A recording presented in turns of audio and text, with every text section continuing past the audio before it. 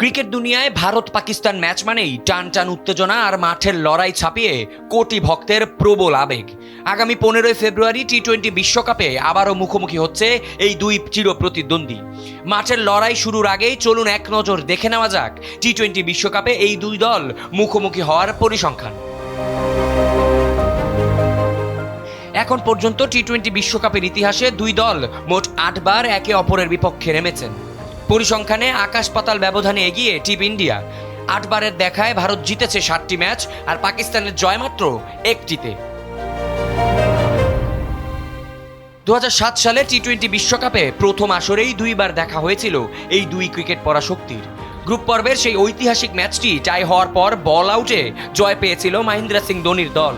সেই একই আসরে শ্বাসরুদ্ধকর ফাইনালে আবারও পাকিস্তানকে 5 রানে হারিয়ে প্রথম টি-20 বিশ্বকাপ ট্রফি নিজেদের করে নিয়েছিল ভারত।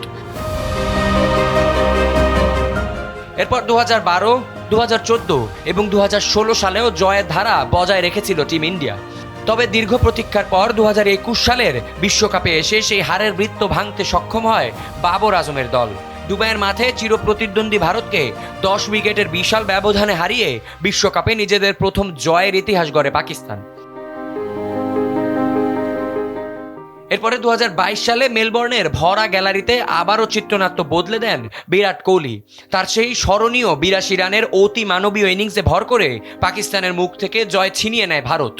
আর গেল আসরে টিম ইন্ডিয়ার 6 রানে জয়ের কথা ভোলা এত সহজ না ভক্তদের জন্য। বিশ্বকাপের মঞ্চে পাকিস্তানের বিপক্ষে ভারতের জয়ের পাল্লা এতই ভারী যে তা প্রতিপক্ষের জন্য বাড়তি চাপ তৈরি করে।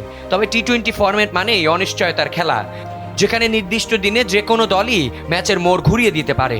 আর তার উপর যখন দলে থাকে এক ঝাঁক বাঘা বাঘা ক্রিকেটার, তখন ম্যাচটা কোন দিকে যাবে সেটা আগেই বলে দেওয়া খুবই মুশকিল।